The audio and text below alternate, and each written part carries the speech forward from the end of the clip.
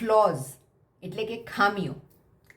આપણે બધા જ માણસો ખામીઓથી ભરેલા છીએ.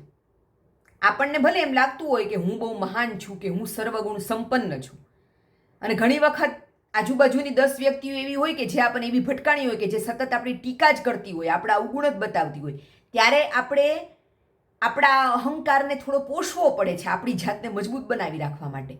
પણ અંદર ખાને આપણને બધાને ખબર હોય છે કે આપણામાં શું સારી બાબતો છે અને શું નબળી બાબતો છે. તો સંબંધોમાં છે ને, જો સંબંધમાં પ્રેમ જોઈતો હોય અને સંબંધો મીઠા ચલાવવા હોય ને, તો ઘરમાં રહેનાર દરેક વ્યક્તિએ એકબીજાના વાંક જોવાના, ભૂલો જોવાની ઓછી કરવી પડે, અને જે સારું છે એકબીજામાં એને વધાવતા શીખવું પડે, એપ્રિસિએટ કરતા શીખવું પડે. મોટાભાગના પરિવારોમાં છે ને આનાથી ઊંધું ચાલતું હોય છે. પતિ પત્ની હોય ને તો એકબીજાના વાંધાઓ વધારે જોશે કે પેલો આમ નથી કરતો અને પેલી આમ નથી કરતી. પછી તમે પતિ પત્ની તરીકે આવું વર્તન કરો એટલે તમારા બાળકો પણ પછી એવું જ શીખે. એટલે એને પણ મોટા થશે ને તો મા બાપ તરીકે તમારામાં વાંધાઓ વધારે દેખાશે, વાંક વધારે દેખાશે. એને પણ તમે જે એની માટે મા બાપ તરીકે કરતા હશો સારું, એ નહીં દેખાય.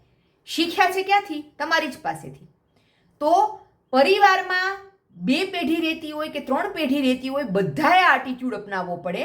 વડીલોએ પણ ઘરમાં આવનારી વહુના કે દીકરાના વાંક જોવાના બદલે કે એ કેટલું નથી કરી શકતા, એના બદલે કેટલું કરીને આપે છે, તમારું કેટલું ધ્યાન રાખે છે, તમને કેટલા મદદરૂપ થાય છે, એ પોઝિટિવ પાસું જોતા શીખવું પડે.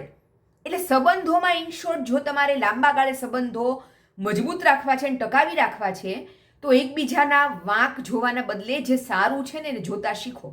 હા, કોઈક વખત એવું થાય કે એવો અવગુણ હોય કે જે તમે ન ચલાવી શકો, તો શાંતિથી એકલામાં એને કહેતા શીખો કે ભાઈ તારી આ બાબત છે ને મને નથી ગમતી, તું સુધારવાની ટ્રાય કર. એ પણ 2 કે 3 વખત કહી શકાય. એ માણસ સુધરે તો ઠીક છે, નહીંતર પછી એને પણ એક્સેપ્ટ કરીને જીવતા શીખશો તો તમને માનસિક શાંતિ મળશે. કેમ કે અંતે તો છે ને મોટાભાગના લોકોમાં બહુ સુધારો કંઈ આવતો નથી. એટલે acceptance is the key to happy relationships. થોડું ઘણું સુધરી શકે માણસ 20, 25, 30%. બાકી 70% તો તમારે છે ને સ્વીકારતા જ શીખવા પડે સંબંધોને.